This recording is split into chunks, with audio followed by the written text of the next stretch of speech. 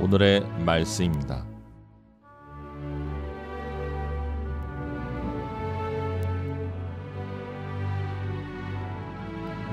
하나님의 사람 엘리사가 이스라엘 왕이 자기의 옷을 찢었다 함을 듣고 왕에게 보내 이르되 왕이 어찌하여 옷을 찢었나이까?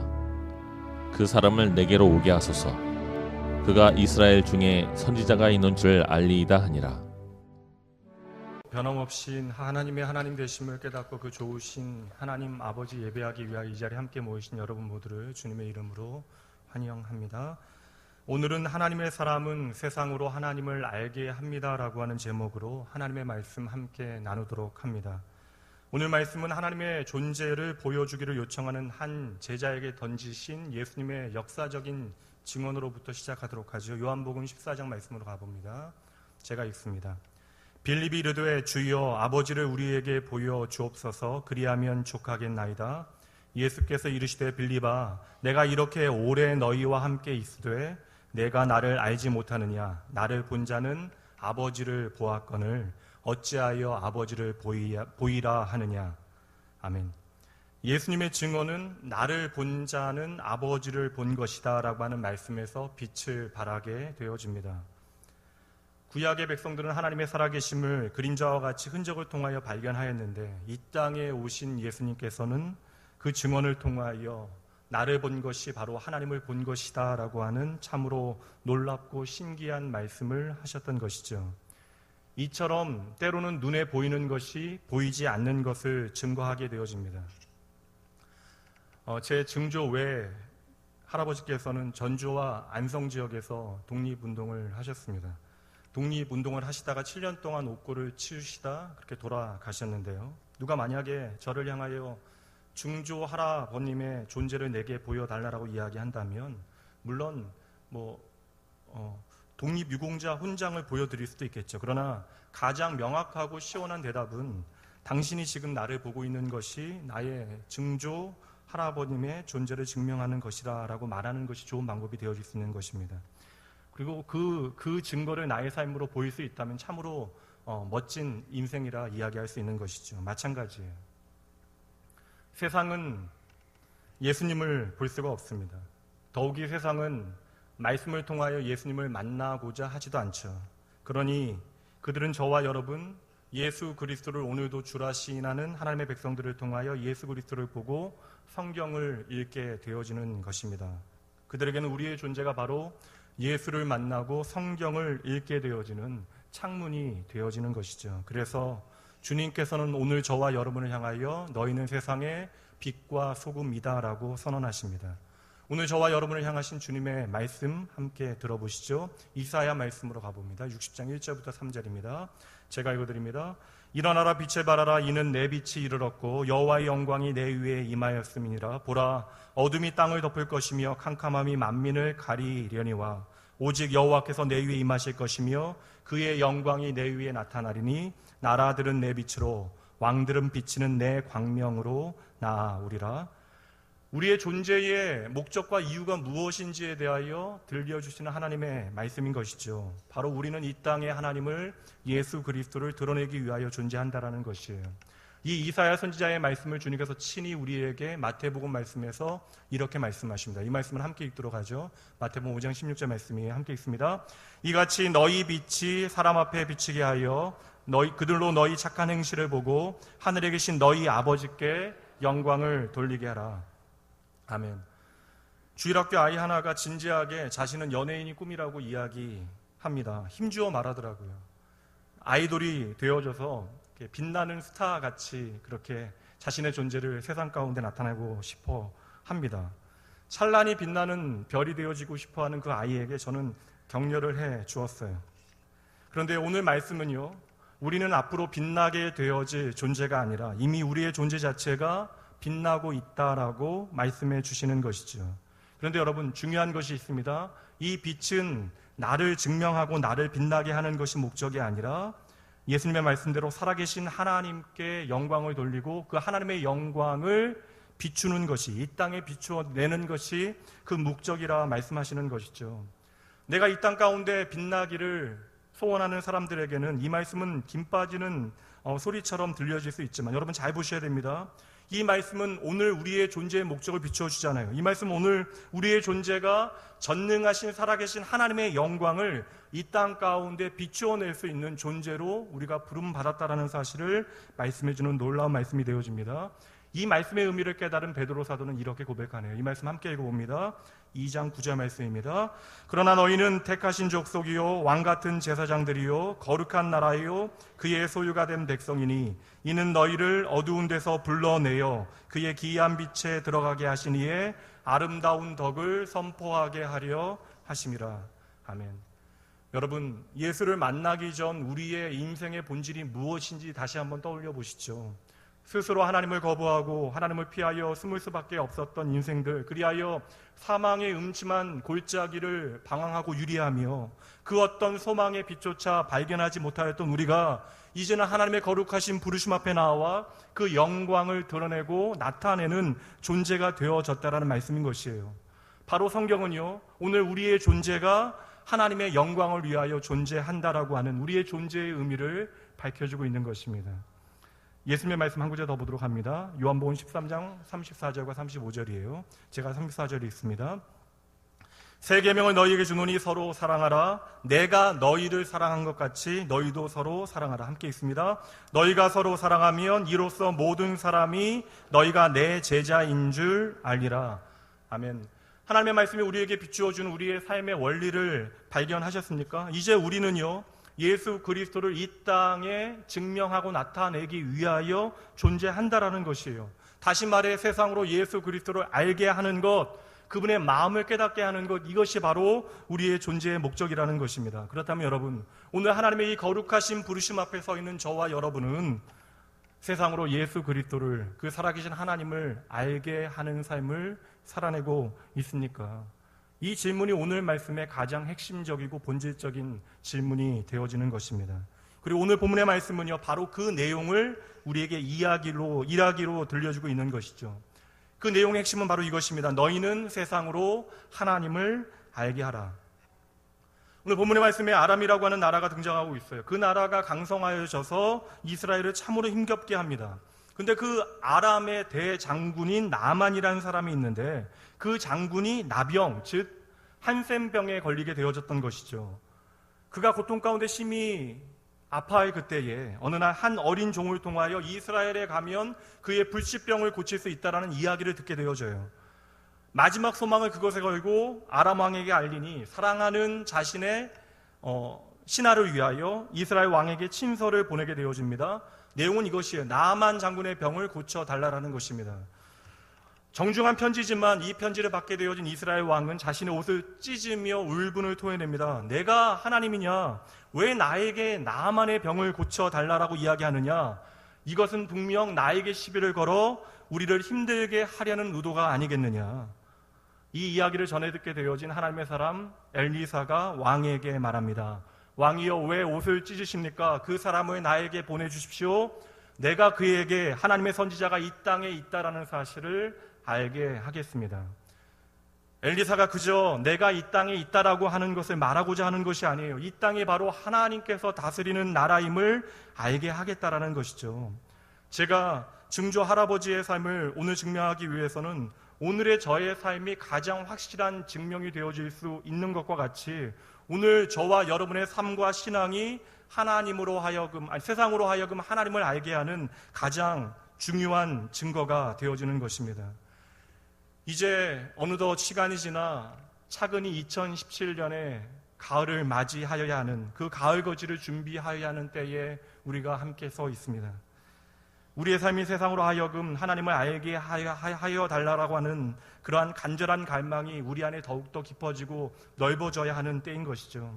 오늘 내가 서 있는 가정과 직장과 사업장, 주님의 몸된 교회와 우리가 살아가는 모든 삶의 터전에서 세상에 살아계신 여호와 하나님을 알게 해달라고 하는 간절한 마음의 소원과 그 기도의 응답이 이제는 우리의 삶의 믿음의 증거로 나타나야 할 때인 것입니다. 그렇다면 여러분, 오늘 말씀에서 엘리야가 고백하고 있는 하나님의 사람 엘리야가 세상에 증거하고 나타내기를 원하는 그 하나님께서는 어떠한 하나님이십니까? 또한 우리가 이 말씀을 통하여 발견하여야 하는, 그리하여 세상으로 하여금 알게 하여야 하는 그 하나님은 어떠한 하나님이세요? 우리가 제대로 그 하나님을 알아야 세상으로 하여금 그 하나님을 알게 할 수 있지 아니하겠습니까? 오늘 말씀을 통하여 우리가 세상으로 알게 하여야 하는 그 하나님이 어떠한 하나님인지 함께 살펴보도록 합니다. 먼저 1절 말씀 보도록 하시죠. 아람 왕의 군대 장관 나아만은 그의 주인 앞에서 크고 존귀한 자니 이는 여호와께서 전에 그에게 아람을 구원하게 하셨음이라. 그는 큰 용사이나 나병 환자더라. 한번 따라해 보시죠. 중심을 보시는 하나님을, 다시 한번 부탁드립니다. 중심을 보시는 하나님을. 오늘 우리가 세상으로 하여금 알게 하여야 하는 그 하나님은 어떠한 하나님이십니까? 바로 우리의 중심을 다 아시고 헤아리시는 하나님 아버지이십니다. 여러분, 오늘 본문의 말씀 1절은 참으로 재미있어요. 1절 말씀은 오늘 본문의 배경을, 이 이야기의 스토리의 배경을 설명해 주는 말씀처럼 그 주된 등장인물이 되어지는 나아만을 우리에게 소개하는 말씀처럼 보여지는데, 그는 어떠한 사람입니까? 아람 왕의 군대 장관이고 크고 존귀한 자래요. 전쟁에 능한 용사라고 이야기합니다. 그는 나라에 꼭 필요한 사람이고 왕이 참으로 아끼는 사람입니다. 그런데 여러분, 1절의 마지막은 어떻게 되어 있죠? 그런데 그 다음이 더 중요하죠. 그는 큰 용사이나 나병 환자더라.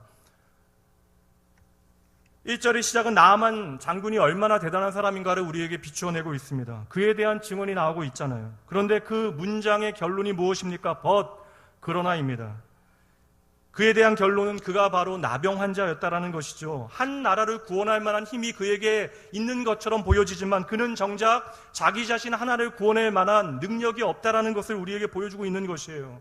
근데 여러분, 세상은 언제나요, 그 겉으로 드러나는 이야기에만 집중합니다. 겉으로 보여지는 것들에만 집중하게 되어지죠. 그래서 그가 얼마나 존귀한 자인지, 그가 얼마나 많은 것을 가지고 있는가에 대하여, 그 증거들에 대하여 몰두하며 살아갑니다. 그래서 그러한 증거들을 확인하며 그를 부러워하고 그 삶을 추앙하게 되어지는 것이죠. 그러나 여러분, 오늘 보세요.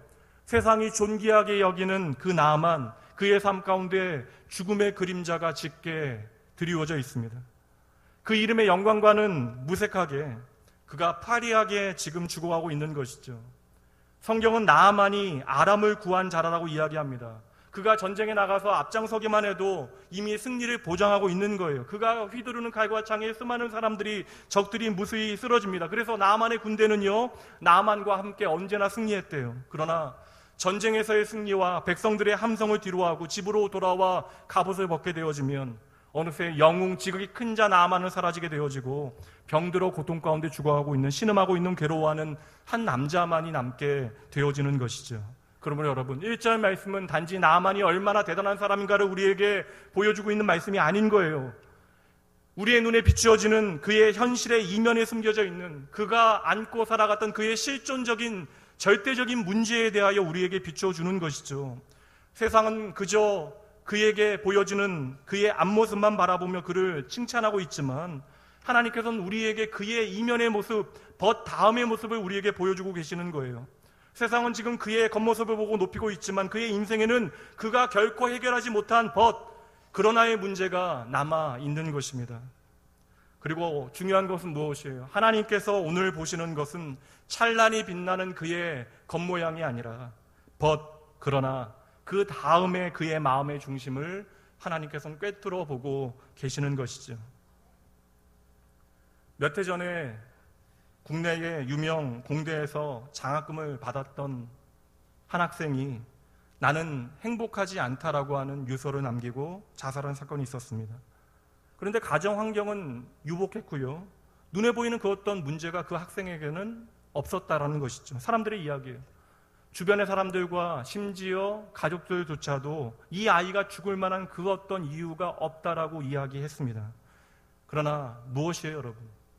세상의 모든 사람들이, 심지어 가족조차도 그 젊은이의 다음에 그 내면의 내밀한 이야기를 본 사람이 아무도 없었다라는 것이죠.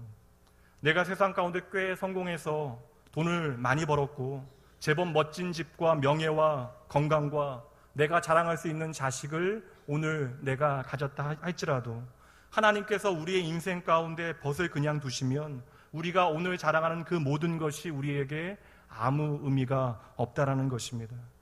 여러분, 하나님의 시선에 비추어지는 오늘 나아만은 어떠한 존재입니까? 하나님께서 보시는 나아만은 그저 죽어가는 한 불쌍한 영혼일 뿐이에요. 세상은 오늘 나의 겉모양에 치중합니다. 그러니 우리도 그 겉모양에 대하여 몰두하게 되어지는 것이죠. 요사이는 우리가 가지고 있는 겉모양에 대하여 특별한 단어를 사용합니다. 스펙이라고 하는 단어를 사용하는 것이죠. 사실은 있는 표현은 아닙니다. 컴퓨터와 같은 사물의 기능을 설명하기 위하여 우리는 스펙이라고 하는 단어를 사용합니다. 근데 여러분 보세요. 우리 스스로 우리의 존재의 가치를 스펙, 그 기능에서 찾고 있다는 것을 여실히 보여주고 있는 것이잖아요. 그러니 이 세상이 그 스펙에 매달리니 우리도 그 스펙이라고 하는 겉모양에 매일 수밖에 없는 것이죠. 이것은 믿지 않는 사람들만의 이야기가 아니라 우리가 땅을 밟고 살아가는 이 땅의 모든 사람들에게 해당되어지는, 어찌 보면 믿음의 사람들도 이 한계를 쉽게 넘어서지 못하는 현실의 한계라는 것이에요. 여러분, 심지어 아버지도 아들을 제대로 보지 못할 때가 있습니다. 사무엘이 하나님의 말씀에 따라 이제 이새의 아들 가운데 하나님의 사람, 이스라엘 다스릴 새로운 왕을 세우겠다라고 말씀하십니다. 그래서 사무엘의 말에 따라 이새가 모든 아들을 불러 모으잖아요. 얼마나 귀하고 좋은 기회예요. 모든 아들을 불러 모아 준비를 시킵니다. 단 한 명만 빼놓고요. 누구였죠? 바로 이새의 8번째 아들 다윗만을 제외하게 되어집니다.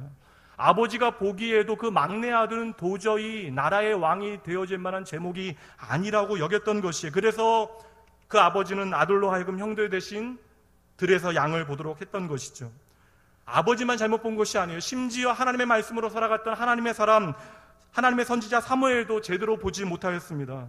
사무엘도 그 눈에 담겨지는 것으로 하나님의 마음을 잘못 헤아렸던 것이죠. 그래서 이새의 아들들이 올 때에 장자인 엘리압을 보고 사무엘이 반하여 이렇게 이야기합니다. 사무엘상 16장 6절 말씀에 보면요, 그들이 오매 사무엘이 엘리압을 보고 마음에 이르기를, 주목하여 마음에 이르기를, 여호와의 기름 부으실 자가 과연 주님 앞에 있도다 하였다. 이렇게 잘못된 판단을 하게 되어질 그때에 하나님의 음성이 사무엘에게 주어집니다. 7절 말씀이죠. 하나님께서 사무엘에게 이르시되 그의 용모와 키를 보지 말라. 내가 이미 그를 버렸노라. 내가 보는 것은 사람과 같지 아니하다. 사람은 외모를 보거니와 나 여호와는 중심을 본다 하시더라. 아멘. 여러분, 하나님의 사람이었던 사무엘조차도 세상 가운데 눈에 보이는 스펙에 먼저 눈이 가고 마음이 갔던 것이죠. 이것이 여러분 바로 세상입니다. 그러니 여러분, 세상은 결코 공평할 수 없는 거예요. 아내가 다니는 병원에 교회를 다니시는 간호사 한 분이 계시대요. 근데 종종 가게 되어지니까 그 간호사 분과 교제를 나누던 중에 자신은 어린 시절부터 너무나 어렵게 자라오다 보니까 교회를 다니면서 세상이 공평치 않다라고 하는 사실에 너무나 많은 상처를 받으셨대요. 근데 여러분 보세요. 세상은 공평하지 않은 것이 당연합니다. 그래서 여러분, 우리는 이 불공평한 세상 가운데 공평하신 하나님을 우리의 삶의 기준 삼고 살아가야 하는 것이죠. 때때로 영적인 지도자인 사무엘조차도 눈에 보이는 것으로 판단하게 되어집니다. 그러나 여러분, 얼마나 다행이에요. 눈에 보이는 하나님의 사람조차 그 보이는 것으로 판단하는 그때에 우리 하나님은 우리의 마음의 중심을 보시겠대요. 이 시간 함께 고백해 봅니다. 하나님은 우리의 중심을 보십니다.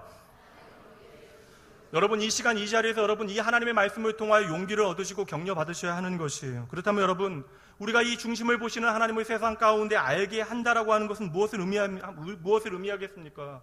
우리가 세상 가운데 나아가 하나님은 중심을 보십니다라고 외치는 것일까요? 물론 이것도 좋은 방법일 수 있지만 여러분, 더 중요한 본질적인 의미는 무엇입니까?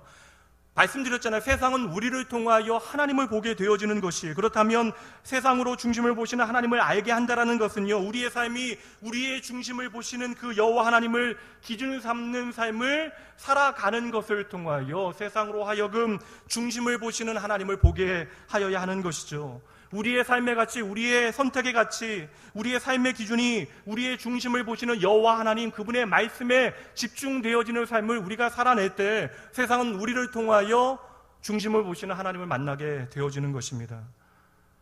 우리도 때때로 연약하여 사무엘과 같이 눈에 보이는 스펙에 따라 우리의 삶에 펼쳐지는 모든 것들을 선택하고 판단하게 되어지는 순간들이 있어요. 심지어 말씀드린 대로 아버지인 이새도 아들이 그 눈에 보이는 대로 판단하게 되어지잖아요. 그러나 여러분 잘 보세요. 바로 그 순간에 사무엘과 세상의 차이는 무엇입니까? 세상은 하나님의 음성에 귀 기울이지 않지만 사무엘은 그가 잘못 판단하였을 그때에 하나님의 음성을 듣고 그 음성에 귀 기울였다라는 것이죠. 그 말씀을 통하여 하나님께서 내게 주시는 삶의 가치들을 바꾸어 냈다라는 것이죠. 우리의 삶의 수많은 선택들 가운데, 오늘 당장 우리의 일상 가운데 우리 앞에 놓여있는 수많은 선택의 가능성 앞에서 여러분, 우리는 어떻게 우리에게 주어진 삶의 시간들을 살아내야 하겠습니까? 오늘 우리가 서 있어야 하는 자리, 우리가 그토록 사랑하는 내 자녀의 내일을 위한 우리의 선택은요, 여러분, 우리의 밖으로부터, 우리의 주변으로부터 일어나는 것들이 전부가 아니라 우리의 마음 중심에 담겨져 있는 하나님의 마음을 놓치지 않는 것으로부터 시작되어진다는 것이죠. 그렇다면 여러분, 우리가 그러한 하나님의 마음의 중심을 우리의 마음의 중심에 품고 살아간다면 세상이 자랑하는 스펙이 우리에게 오늘 갖추어졌다 해서 그것으로 우리가 교만하지 아니하고, 반대로 오늘 우리가 조금 부족하고 연약하다 해서 시자절하거나 낭망하지 않게 되어지는 것이죠. 내가 무능하고 부족하기에 험한 세상 가운데 넘어가고 여러분 실패하게 되어지는 것이 결코 아닙니다.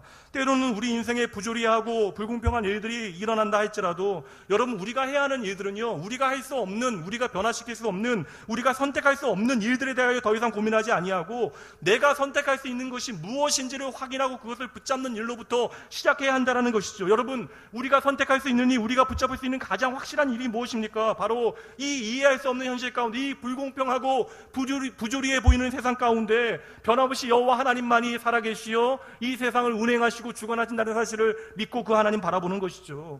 그 하나님 변함없이 신뢰하는 것이죠. 여러분, 이 사실을, 이 신앙의 원리를 놓치지 않았던 믿음의 사람들은 동일한 고백을 하는데요, 신약 성경의 대표적인 바울 사도의 고백을 살펴보도록 하죠. 빌립보서 말씀으로 가봅니다. 제가 읽어드립니다. 내가 궁핍함으로 말하는 것이 아니니라. 어떠한 형편에든지 나는 자족하기를 배웠노니 나는 비천에 처할 줄도 알고 풍부에 처할 줄도 알아. 모든 일 곧 배부름과 배고픔과 풍부와 궁핍에도 처할 줄 아는 일체의 비결을 배웠노라. 함께 읽습니다. 내게 능력 주시는 자 안에서 내가 모든 것을 할 수 있느니라. 여러분, 이 모든 것이 의미하고 있는 것이 무엇인지 여러분 아셔야 돼요. 이 모든 것은 단지 내가 오늘 원하는 장래의 소망만이 아닙니다. 이 모든 것은 바울 사도가 이야기하는 바와 같이 모든 비천과 풍부와 배고픔과 배부름과 또한 그 궁핍에도 처할 수 있는 일체의 비결이 바로 모든 것인 것이죠. 여러분, 이 확실은요, 오늘 더 이상 나의 환경에 내가 더 이상 매이지 아니할 정도로 내 마음과 의지가 단단해졌다라고 하는 바울 사도의 이야기가 아닙니다. 이 고백은 어떠한 의미죠? 하나님께서 내 마음의 중심을 보신다라고 하는 그 사실에 대한 확신이 바울 사도에게 있었던 것이죠. 그렇다면 여러분, 오늘 우리를 결정짓는 것은 오늘 우리에게 주어지는 세상 사람들이 판단하는 그 어떤 스펙이 아닙니다. 오늘 우리의 삶을 결정짓는 것은 바로 나의 중심을 보시는 여호와 하나님이라는 사실을 결코 놓쳐서는 안 되는 거예요. 여러분, 사도행전 3장 말씀에 보면 중심을 보시는 여호와 하나님의 그 마음을 깨닫게 되어지고 변화되어진 베드로의 이야기가 등장하고 있습니다. 어느 날 베드로가 성전에 올라가 기도하기 위하여 가는 길에 나면서부터 걷지 못하였던 한 거린이 베드로를 향하여 무의미한 표정으로, 눈빛으로 나에게 돈을 달라라고 구걸합니다. 그때 베드로가 그를 향하여 무엇이라고 이야기합니까? 나에게는 은과 금 그 어떤 돈도 없습니다. 그러나 내게 있는 것을 당신에게 드리겠습니다. 나사렛 예수 그리스도의 이름으로 일어나 걸으십시오. 그 후에 여러분, 그 안진뱅이 거린의 삶이 어떻게 변화되어집니까? 성경의 증언을 보시죠. 8절 말씀입니다. 뛰어서서 걸으며 그들과 함께 성전으로 들어가면서 걷기도 하고 뛰기도 하며 하나님을 찬송하니. 여러분, 평생 성전 문 앞에 앉아 있었지만 단 한 번도 스스로 그 성전 안으로 들어간 적 없었던 그가 그저 성전 문 앞에 주저앉아서 나는 스스로 성전에 들어갈 수 없노라고 한탄하였던 그 인생이 지금 어떻게 하고 있죠? 베드로와 함께 서서 걷고 뛰며 성전에 들어가 함께 하나님을 찬양하고 예배하고 있는 것이죠. 여러분, 잘 보셔야 돼요. 어느새 이 거리는요, 자기의 마음속에 중심에 있는 그 소원이 무엇인지조차 그 소망을 잃어버린 것이에요. 그래서 그는요, 그 마음의 중심에 있는 그 소망을 잃어버린 채로 내가 오늘 하루 살아갈 수 있는 그 오늘 먹고 살 돈을 요구했던 것이죠. 그러나 여러분, 잘 보세요. 우리의 아버지 하나님께서는요, 그의 중심의 소원을 잊지 아니하고 계셨습니다. 자신조차도 잃어버린 그 마음의 중심의 소원을 보신 하나님께서는 이제 하나님의 마음으로 그 중심을 살폈던 베드로를 통하여 그를 일으켜 세우신 것이죠. 성도 여러분, 하나님께서는 어느새 내 자신조차도 잊고 있었던 내 마음의 모든 소원까지도 언제나 기억하시고 그것을 이루시는 분이심을 결코 잊지 마셔야 합니다. 그러므로 여러분, 그 중심이 하나님을 향하는 사람에게는 언제나 예수 그리스도의 그 모든 행하신 일과 그 말씀이 복음으로 찾아오게 되어지는 것이죠. 세상의 모든 것을 가지고 있는 나아만, 그러나 여러분, 그가 걸어가는 길은요, 죽음과 그러한 저주의 길 가운데 걸어가고 있는 거예요. 오늘날 예수 그리스도를 알지 못하는 이들이 바로 오늘의 나만과 같은 이들입니다. 그들의 삶에는 많은 것들이 주어졌다 해도 마음속에는 결코 세워지지 않는 마음의 빈 공간, 절망의 공간들이 남아있는 것입니다. 그리고 그 절망의 공간은 시간이 갈수록 더 커지게 되어지겠죠. 그 허물을 이길 수 있는 방법을 세상 가운데 그들은 찾아낼 뿐입니다. 그러나 여러분, 먼저 하나님을 만나 하나님의 마음으로 그들과 함께하는 하나님의 사람들이 있어질 때, 여러분, 그들의 모든 절망의 이야기는 도리어 하나님의 소망의 소리를 듣게 하는 그러한 믿음의 과정이 되어질 것이에요. 그들을 향하여 우리는 그러므로 이야기하여야 합니다. 당신에게도 소망이 있습니다. 당신도 고침받을 수 있습니다. 하나님께서 오늘도 하나님께 그 마음의 중심을 구하는 사람들을 찾아내시는 분이십니다. 그리고 그를 통하여, 하나님의 마음을 구하는 사람들을 통하여 하나님께서 중심을 보신다라고 하는 사실을 세상으로 알게 하십니다. 두 번째 보도록 하죠. 2절과 3절 말씀 읽도록 합니다. 제가 읽어드립니다. 전에 아람 사람이 떼를 지어 나가서 이스라엘 땅에서 어린 소녀 하나를 사로잡음에 그가 나아만의 아내에게 수종 들더니 그의 여주인에게 이르되 우리 주인이 사마리아에 계신 선지자 앞에 계셨으면 좋겠나이다. 그가 그 나병을 고치리이다 하는지라. 따라해 보시죠. 믿음의 말을 통해 역사하시는 하나님을, 다 붙여서 해보죠. 믿음의 말을 통하여 역사하시는 하나님을.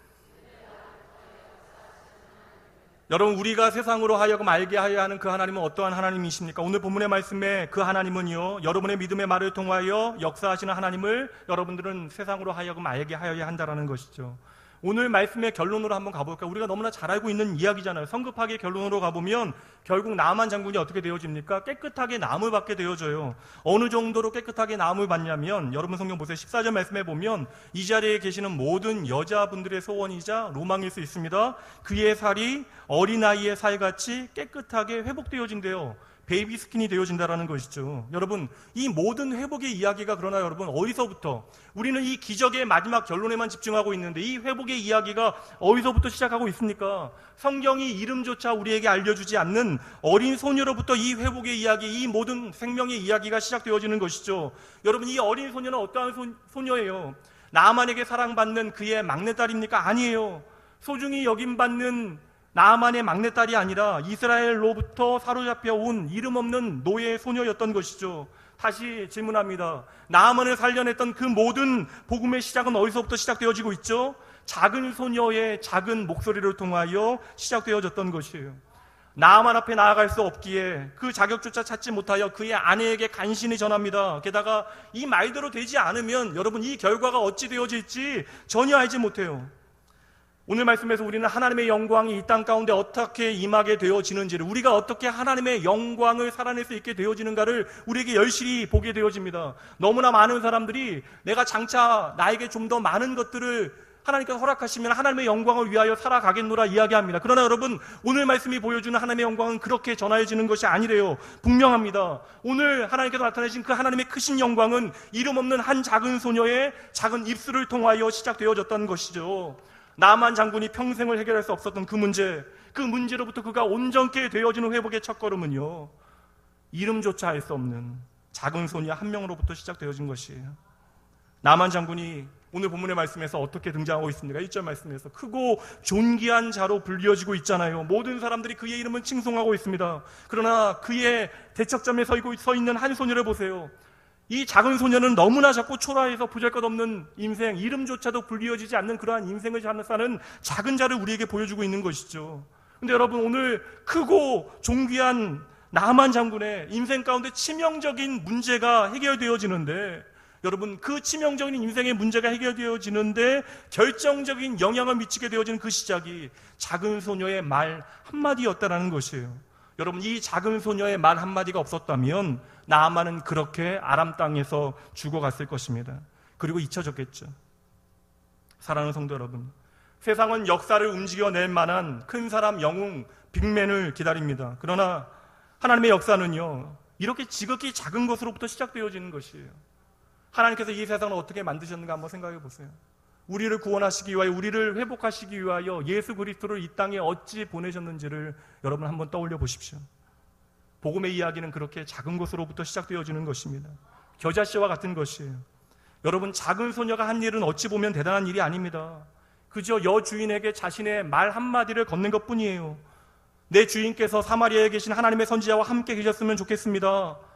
그 선지자가 주인님의 병을 고칠 수 있을 것입니다. 여러분, 이 작은 소녀의 말 한마디는 별 의미 없는 것처럼, 대단한 일이 아닌 것처럼 보여지지만 여러분이 이 작은 소녀의 입장에 서게 되어지신다면, 그녀의 속마음을 한번 들여다본다면 여러분, 이것은 엄청난 일이잖아요. 제일 먼저 이 소녀는요, 자기를 포로로 잡아온, 자신의 가족으로부터 자신을 떨어지게 만든 나아만 장군을 용서해야 이야기를 할 수 있는 것입니다.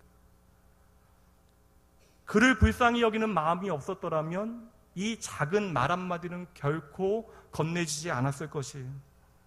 저는 그런 점에서 오늘 이 소녀는요, 오늘 나의 삶의 형편 가운데 하나님께서 나와 함께 하신다는 사실을 결코 놓치지 않았노라 확신합니다. 이 아람 땅의 작은 소녀는요, 바벨론의 어린 다니엘처럼, 애굽 땅의 요셉처럼 나의 삶을 인도하시는 분이 바로 여호와 하나님이심을 잊지 않았던 것이죠. 이것이 바로 믿음의 능력입니다.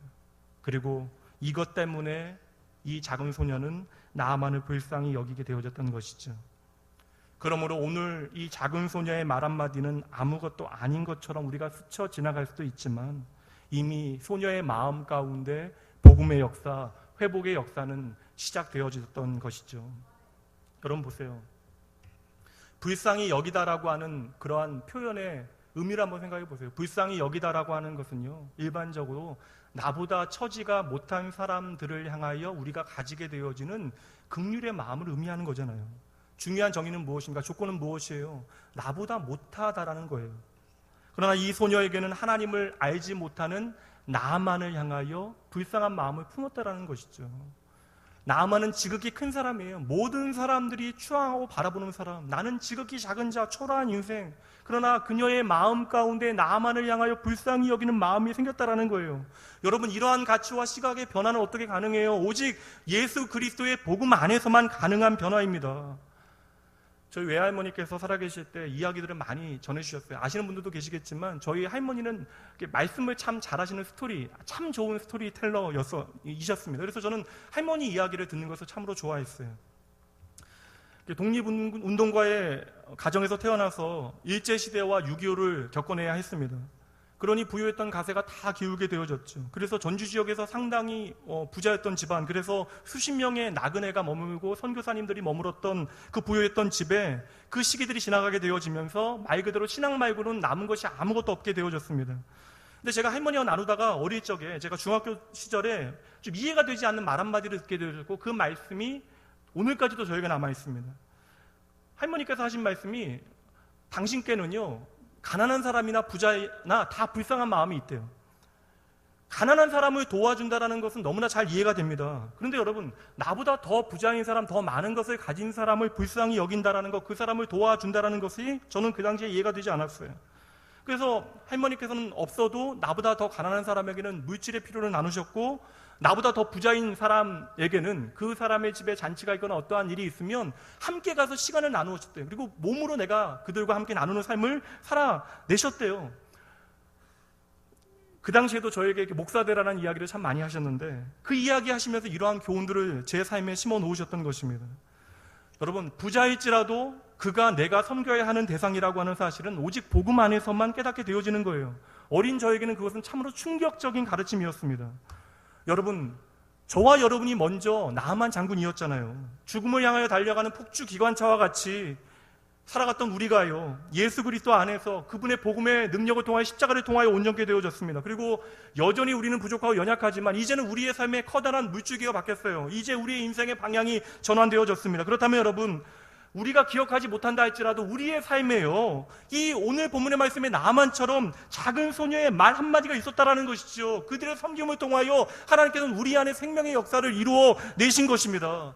그렇다면 이제는요, 우리가 작은 소녀가 되어져서 우리 옆에 있는 또 다른 나만을 위하여 무엇인가로 우리의 삶을 통하여 섬겨내야 할 때인 것이죠. 그것이 우리가 생각하기에는 아무리 작게 여겨진다 할지라도 하나님께서는 우리가 그를 불쌍히 여기는 그 마음만으로도 충분히 역사하신다는 거예요. 우리가 그를 불쌍히 여겨 우리의 마음을 통하여 일하시는 여호와 하나님을 바라보게 되어질 때 우리는 그를 향하여 담대히 믿음의 말을 전하게 되어지는 것입니다. 그리고 하나님께서는 그 믿음의 말을 통하여 오늘도 생명의 역사를 이루어내심을 믿으시기 바랍니다. 여러분, 오늘 작은 소녀의 믿음의 말은 당연한 것이 아니에요. 오늘 말씀에 등장하고 있는 이스라엘 백성들과 이스라엘 왕을 보세요. 이스라엘 왕과 이스라엘 백성들은 하나님의 땅에서 살아가고 있잖아요. 하나님의 말씀을 날마다 듣고 있잖아요. 그러나 그 땅에서 우상 숭배하고 있습니다. 그리고 그 이스라엘 왕이라고 하는 사람은요, 나만 때문에 그 환경에 매여 근심하고 걱정하고 밤잠 이루지 못하고 있어요. 옷을 찢고 있습니다. 당장 하나님의 선지자인 하나님의 말씀을 전하여주는 그 선지자 엘리사가 자신의 삶에 함께하고 있음에도 불구하고 그를 찾지도 않고 그를 바라보지도 않고 잠을 이루지 못하고 지금 근심하고 있는 것이에요. 그런데 여러분 잘 보세요. 지금 이방 땅에 있는 작은 소녀를 보세요. 근데 여러분, 그 이방 땅에 있는 작은 소녀는요, 하나님이 보이지도 않고 예배하지도 못하는 그 현별 가운데 그 땅에서 크신 여호와 하나님을 여전히 기억하고 있는 것이죠. 그리고 나아만에게 하나님의 때에 하나님의 선지자를 소개하게 되어집니다. 여러분, 이것이 바로 믿음의 말인 것이에요. 하나님께서는 이 놀라운 복음의 소식을 세상에 능력 있는 자, 세상의 큰 자를 통하여 전하지 아니하시고 지극히 작은 자, 아무 의미 없는 현실을 살아내고 있는 것처럼 여겨지는 작은 소녀를 통하여 그 모든 생명의 역사를 이루어내기 시작하시는 것이에요. 그러면 말씀의 중간에 보세요. 나아만이 또 한없이 흔들리게 되어집니다. 그때에 나아만이 흔들리 그때 그를 붙잡아 주었던 용기가 되어지고 격려가 되어졌던 사람은 누구예요? 또 이름 없는 종들이잖아요. 왜 믿음의 말이 역사하는 힘이 있겠습니까? 여러분, 그 믿음의 말은요, 우리로부터 시작되어지는 것이 아니라 하나님으로부터 우리에게 주어진 말씀이기 때문에 그러한 것이에요. 여러분, 세상의 모든 소망이 끊어질 그때 모든 사람들은 좌절하게 되어지고 낭망하게 되어져요. 그러나 여러분, 세상의 모든 소망이 끊어지게 되어질 그때에 사방을 둘러보지 아니하고 하늘의 소망이 열려있다는 사실을 보는 사람만이 믿음의 말을 하게 되어지는 것이죠. 그러므로 여러분, 이 믿음의 말은 신앙의 능력과 실력이 되어지는 거예요. 여러분, 오늘 나타났던 이 회복의 역사, 이 생명의 역사는 나만의 믿음 때문이 아닙니다. 나만은 끝없이 흔들리잖아요. 어찌 보면 그는 예수를 알지 못하는 사람이 이제 막 교회에 나오기 시작한 초신자와 같은 사람입니다. 나만은 여전히 하늘의 시선과는 상관없는 땅의 관점만으로 생각하고 판단하고 걷고 있어요. 그래서 여전히 자신의 부와 권세만을 당당히 내세우며 이스라엘을 향하여 걸어가는 것이죠. 그러나 여러분, 세상 사람들이 아무리 나만의 부와 권위에 압도되어진다 한들 여러분, 생명의 대가를 돈으로 환산할 수 있겠습니까? 성경은 정확하게 우리에게 보여주고 있는 것이죠. 나아만은 오늘이요, 그 복음을 듣고도 엘리사가 아니라 먼저 누구를 찾아갑니까? 불신앙의 말을 하고 있는 지금 이스라엘 왕을 찾아갔던 것이죠. 물론 여러분, 세상적으로 보면 나아만의 의전을 담당해야 하는 사람은 이스라엘의 왕입니다. 그러나 여러분, 나아만은 지금 나를 살릴 수 있는 복음을 들은 것이잖아요. 그렇다면 정말 번지수를 잘못 찾아간 것이죠. 나아만은 만왕의 왕 대신 하나님과 함께하는 선지자의 집이 아니라 세상의 왕인 이스라엘 왕을 먼저 찾아간 것입니다. 그리고는 결국 나아만이 이스라엘 엘리사 선지자의 집으로 와서도 동일한 모습을 보여주는데 9절 말씀 보시죠. 나아만이 이에 말들과 병거들을 거느리고 이르러 엘리사의 집 문 앞에 서니, 보세요 여러분, 나아만은 여전히 말들과 병거를 거느리며 그것을 자랑하며 엘리사 선지자의 집 문 앞에 서 있는 것이에요. 그리고 엘리사가 나와서 나를 환대하며 나를 받아들이기를, 나를 칭송하기를 기다리고 있는 것이죠. 여전히 나아만은요, 내가 가진 것 가지고 하나님 앞에서가 아니라 작은 선지자 앞에 내가 서 있다라고 착각하고 있는 것이에요. 그런 나아만은 계속해서 짜증내고 화를 내고 분을 내고 있는 것이죠. 여전히 죽음 앞에서도, 죽음의 문턱 앞에서도 자기 자존심만을 내세우고 있는 거예요. 여러분, 우리도 예전에 예수를 알기 전에는 이러한 모습이었습니다. 결국 그를 살린 것은 무엇이에요? 나아만의 믿음이 아니었죠. 나아만으로 인하여 흔들리지 않도록 그를 격려한 이름 없는 종들의 믿음의 말 때문에 나아만은 흔들리지 아니하고 오늘 회복의 길을 걸어갈 수 있었던 것입니다. 그렇다면 오늘 내가 예수를 믿노라 고백하는 여러분의 삶 가운데 어떠한 말들이 담겨져 있는지 여러분 좀 실천적으로 한번 점검해 보시죠. 여러분의 일상 가운데 담겨지는 말들은 어떠한 말들입니까? 여러분, 저는 그저 세상이 말하는 긍정의 힘, 세상이 말하는 긍정적인 말에 대하여 여러분 말씀드리는 것이 아니에요. 물론 여러분, 안 좋은 말보다는 긍정적인 말, 부정적인 말보다는 좋은 말 하면서 살아가는 것이 좋겠죠. 좋은 일입니다. 그러나 여러분, 오늘 말씀이 이야기하고 있는 믿음의 말이라고 하는 것은요, 단지 세상이 말하는 긍정적인 말을 의미하는 것이 아니라 한 작은 소녀와 이름 없는 종들의 하나님을 향한 믿음의 고백을 말씀하고 있는 것이에요. 여러분, 그리고 이 믿음의 고백이 만들어내는 하나님의 역사를 보세요. 15절 말씀 보세요. 나아만이 이제 고백합니다. 내가 이제 이스라엘 외에는 온 천하에 다른 신이 없는 줄 알겠습니다. 17절 말씀 한 구절 더 보시죠. 이제로부터 종이 번제물과 다른 희생 제사를 여호와 외에 다른 신에게는 드리지 아니하고 다만 여호와만을 섬기겠습니다. 무슨 말이에요? 나아만이 이제는요, 그 회복과 변화의 역사 앞에서 하나님의 이름만 높이고 있습니다. 내가 이제 하나님의 예배하는 삶을 살아가겠노라 고백합니다. 여러분, 오늘 말씀에서 결론으로 주어지는 나아만의 병고침, 이 기적만을 바라보실 것이 아니라 예수 그리스도를 통하여 나아만의 삶 가운데 찾아오시는 하나님의 구원의 의미가 무엇인지를 발견해내셔야 하는 것이에요. 인생이 조금 더 길어지는 것에 의미가 있는 것이 아닙니다. 여러분, 중요한 것은 우리의 영원한 생명 되신 분이 예수 그리스도라는 사실을 발견하고 그분을 만나는 것이 중요한 것이죠. 그런 여러분, 우리의 삶에 그 어떤 기적적인 그러한 일들조차도 하나님을 만나게 되어진 표적이 되어질 때 우리에게 그 기적은 하나님의 은혜가 되어지는 것입니다. 여러분, 오늘 이름 없는 초라한 인생의 한 여종을 통하여 그녀가 고백하는 믿음의 말을 통하여 역사하시는 하나님의 열심을 보셔야 돼요. 하나님께서 오늘도 이러한 열심을 가지고 저와 여러분을 위하여 일하고 계십니다. 혹 오늘 여러분의 형편이 나아만과 같다면 오늘 나에게 들려지는 이 작은 믿음의 소리에 귀 기울이셔야 돼요. 하나님께서는 이 음성을 통하여 오늘 우리의 삶의 회복을 만들어내기 시작하실 것입니다. 그렇다면 우리가 할 일은 다른 것이 아니죠. 여러분, 하나님의 말씀을 통하여 내 자신을 향하여 믿음의 고백을 하셔야 됩니다. 여러분의 자녀를 향하여 믿음의 말들을 하셔야 돼요. 여러분의 가정과 직장과 사업장을 향하여 믿음의 고백을 드려야 하는 것입니다. 오늘 하나님께서 나에게 주신 이 교회를 향하여 믿음의 고백들을 담아내셔야 하는 것이죠.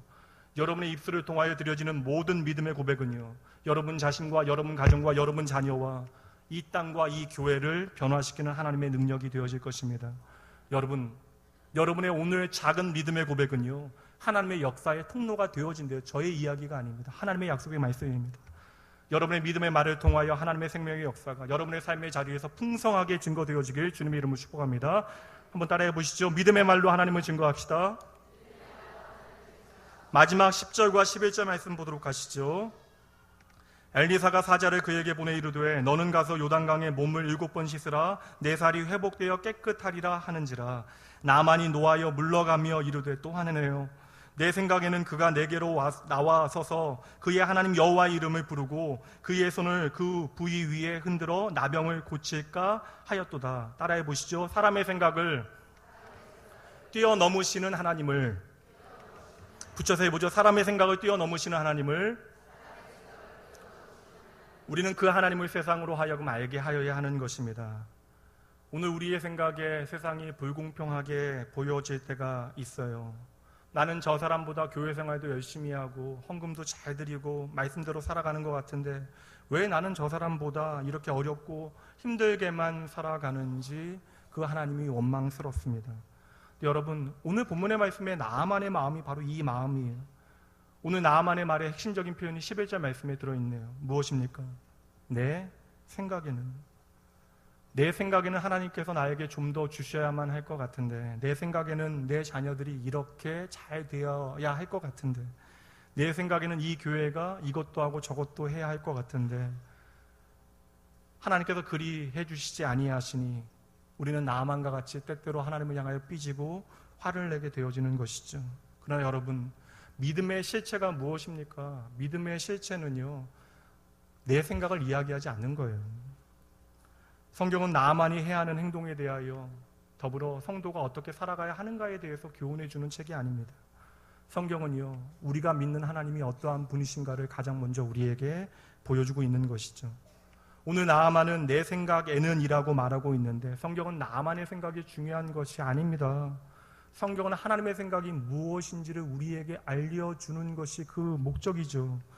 여러분, 나아만이 어떻게 고침받을 수 있었습니까? 나아만이 어떻게 고침받을 수 있었어요, 여러분?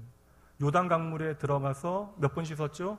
7번 씻었죠. 여러분, 그러면 나아만이 요단 강물에서 몸을 7번 씻었기 때문에 그의 병이 나은 것입니까? 아닙니다, 여러분. 나아만이 그 병으로부터 회복되어진 이유는 단 하나예요. 정답은요, 하나님께서 나아만을 고쳐주셨기 때문에 그러합니다. 근데 여러분, 세상 사람들은 때때로 믿음의 사람들조차도 눈에 보이는 세상의 방법과 수단들에 대하여 몰두하게 되어지는 것이죠. 그러니까 내가 어느 강에 가야 하는가가 중요하게 보여지고 몇 번 씻는가가 중요하게 여겨집니다. 그렇게 수단과 형식과 방법에 대해서만 몰두하다 보니까 어느새 그러한 말씀을 주신 하나님의 말씀을 따르면서도 그 하나님을 어느새 우리가 잊어버리게 되어지는 것이죠. 그러므로 여러분, 믿음이라고 하는 것은 오늘 내가 무엇을 하고 있는가에 대한 이야기가 아니에요.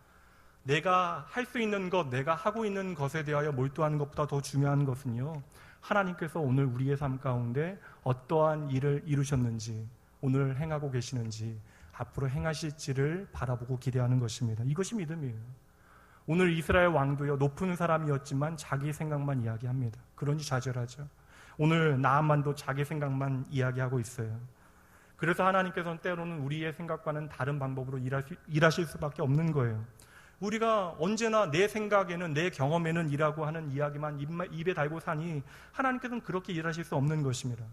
로마서 12장 말씀 보도록 하시죠. 이 말씀을 함께 읽도록 합니다. 너희는 이 세대를 본받지 말고 오직 마음을 새롭게 함으로 변화를 받아 하나님의 선하시고 기뻐하시고 온전하신 뜻이 무엇인지 분별하도록 하라. 하나님의 뜻이 얼마나 좋은지를 우리에게 말씀하시기 위하여 중간에 선하시고 기뻐하시고 온전하신이라고 하는 형용사를 붙여놨어요. 여러분 보세요. 우리의 마음이 새로워져서 변화가 되어진 그 증거가 무엇입니까? 하나님의 뜻이 무엇인지 분별하는 거예요. 왜요? 하나님의 뜻이 선하시고 기뻐하시고 온전하시기 때문에 그러한 것입니다. 다시 말씀드립니다. 그러면 우리의 삶 가운데 하나님의 뜻이 분별되어지지 않으면요, 내 삶에 담겨지는 것은 다 나의 생각이라는 것이죠. 마태복음 26장의 말씀에 보면 한 여인이 예수님 앞에 나와 값비싼 향유를 깨트려 예수님의 머리에 붓습니다. 그때에 예수님을 3년 동안 따르던 제자들이 분노하며 화를 내요. 그 대표에는 요한복음의 말씀에 보면 가룟 유다가 서 있었다라고 이야기해요. 그들이 하는 이야기는 무엇입니까? 이구동성으로 동일한 이야기를 하는 거예요. 왜 이처럼 값비싼 것을 허비하느냐? 가난한 자들을 돕는 것이 훨씬 더 좋은 일이 아니겠느냐? 맞는 이야기네요. 오늘날로 환산하면 거의 3천만 원 가까운 돈을 단 한 번에 깨트려 버리게 되어졌던 것이죠. 제자들의 말은 참 합당하고 그럴듯하게 들립니다. 그러나 여러분, 이 모든 것은 자기들의 생각이었죠. 그때 주님께서 주신 말씀이 바로 이것입니다. 12절과 13절 말씀이요. 이 여자가 내 몸에 이 향유를 부은 것은 내 장례를 위하여 함이니라. 내가 진실로 너희에게 이르노니 온 천하에 어디서든지 이 복음이 전파되는 곳에서는 이 여자가 행한 일도 말하여 그를 기억하리라 하시니라. 아멘. 여러분, 아무리 옳아 보여도 나의 뜻이 아니라 하나님의 뜻이 옳은 것입니다. 그러니 여러분, 우리는 열심히 하나님의 말씀에 귀 기울여야 하는 것이죠. 아무리 세상이 옳다라고 이야기하고 그것을 향하여 사랑이다, 관용이다 이야기할지라도 여러분, 하나님의 생각이 없는 것에는 하나님의 생명의 역사가 나타나지 않는 것입니다. 그러므로 여러분, 우리의 삶에 가장 중요한 것이 하나님의 높으시고 깊으신 그 넓으신 뜻에 우리의 삶의 방향을 제대로 맞추는 것이죠. 잠언 말씀 보도록 하죠. 함께 읽습니다. 너는 마음을 다하여 여호와를 신뢰하고 내 명철을 의지하지 말라. 너는 범사의 글을 인정하라. 그리하면 내 길을 지도하시리라. 우리의 신앙의 여정은 어찌 보면 단순합니다. 우리가 살아가는 삶의 환경과 여건, 또한 우리가 걸어가는 그 길은 다양해요. 다 다릅니다. 세상 사람들은 그 길에 대하여 자신들의 평가의 기준을 가지고 평가할 거예요. 너는 잘 살았다, 너는 못 살았다, 너는 성공했다, 실패했다 이야기할 것입니다. 그러나 여러분, 우리의 신앙의 여정에서 우리가 통과해야 하는 믿음의 과정은 무엇이에요? 결국 내 생각을 버리는 것입니다. 나의 편견과 나의 경험과 나의 기대감들, 내 생각만 내세우며 그것만 붙잡고 포기하지 않았던 그 인생, 여러분, 그것들을 내려놓게 되어질 때 우리의 삶에 펼쳐놓으시는 하나님의 기적과도 같은 이야기들을 우리는 경험하게 되어지는 것이죠. 잘 보셔야 돼요. 특히 나만처럼 소위 성공한 사람들은 자기의 생각을 버리는 것이 참으로 어렵습니다. 왜 그래요? 그 성공이 나의 의와 나의 자랑과 나의 노력이 되어지기 때문에 그러한 것이죠. 그러므로 여러분, 우리의 삶 가운데 허락되어지는 그 성공의 이야기를 예수 안에서 잘 해석해 내셔야 합니다. 그러할 때 우리의 모든 성공의 이야기가 진짜 복이 되어지는 것이죠. 당시 이방인이었던 나아만도요, 자기 생각을 버리고 선지자의 말에 순종할 때 하나님의 회복의 역사를 경험하게 되어졌습니다. 마찬가지로 오늘도 우리가 내 생각을 버리고 예수 그리스도의 말씀에 순종하게 되어질 때 우리는 놀라운 회복의 역사를 경험하게 되어지는 것이죠. 그러므로 여러분, 오직 하나님을 아는 것이 우리의 힘입니다. 내 뜻이 아니라 하나님의 뜻에 집중하게 되어질 때 하나님께서 오늘 여러분 안에서 선하고 아름다운 일들을 시작하실 것이에요. 마지막으로 따라해 보시죠. 내 뜻이 아니라 하나님의 뜻이 먼저입니다. 말씀 마치도록 합니다. 하나님은 중심을 보시는 하나님이십니다. 중심을 보시는 하나님께서는 오늘 이 시간 우리를 통하여 자신을 이 세상에 드러내기를 원하신대요. 여러분, 이 가을에 더불어 여러분의 삶에 자락자락에 중심을 보시는 그 여호와 하나님을 세상 가운데 전하시는 여러분 되시기 주님의 이름으로 축복합니다. 세상 끝없이 눈에 보이는 스펙을 쫓아갈 것이에요. 그러나 여러분, 그 스펙이 전부인 양 착각하지 마셔야 돼요. 우리의 중심을 보시는 여호와 하나님 앞에서 우리에게 주신 삶의 시간들을 정직과 성실로 살아가게 되어질 때 여러분, 그것만이 하나님께 영광이 되어지는 것입니다. 이것이 진짜 우리의 실력이 되어지는 것이고 우리의 진짜 능력이 되어지는 것이죠. 하나님은 오늘도 우리의 중심을 살펴보십니다. 여러분, 우리의 삶을 잘 돌아보니까요, 우리의 삶에 버려져야 할 이야기들이 너무나 많아요. 그러나 그 말 가운데 단 한마디라도 믿음의 말, 믿음의 고백을 통하여 여러분, 하나님께서는 오늘 이 세상으로 하여금 그 하나님을 알게 하시는 것입니다. 이 하나님의 거룩하신 부르심에 믿음으로 응답하시기 바라요. 여러분을 통하여 여러분의 자녀들이, 또한 여러분의 가족들이, 또한 여러분과 함께하는 모든 이들이 하나님을 알게 되어지게 주님의 이름으로 축복합니다. 여러분, 살아가다 보니까 내 생각과 다른 일들이 계속해서 벌어집니다. 그래서 혹 여러분 오늘 화가 나 계십니까? 그렇다면 여러분 다시 한번 주님의 뜻을 구해 보시죠. 하나님의 뜻이 이루어지는 그곳, 하나님의 뜻이 비추어지는 그곳에 반드시 하나님의 회복의 역사가 나타나는 것이에요. 왜 이렇게 힘든가, 왜 이렇게 어려운가, 그것에 몰두하지 마시고 나의 시선이 과연 하나님의 그 거룩하신 뜻에 머물고 있는가를 먼저 점검해 보셔야 하는 것입니다. 여러분, 하나님께서는 오늘도 여러분을 통하여 하나님을 세상에 알리시겠대요. 그리고 그 거룩하신 부르심 앞에 여러분 모두가 서 계신 것입니다. 하나님께서 하나님 당신의 영광을 여러분을 통하여 드러내시겠대요. 그러므로 여러분, 우리는 우리의 삶 가운데 베푸시는 하나님의 은혜와 사랑의 이야기에 집중하여야 하는 것입니다. 세상 가운데 그들로 하여금 하나님을 보고 듣고 알게 하는 여러분의 매일의 삶이 되어지게, 그리하여 하나님의 뜻과 예수의 심장과 성령의 인도하심을 따라 세상을 복되게 하는 예수의 생명을 그 세상에 나타내는 여러분 모두가 되어지시게 다시 한번 주의 이름으로 응원하고 축복합니다. 이 시간 함께 찬양하죠.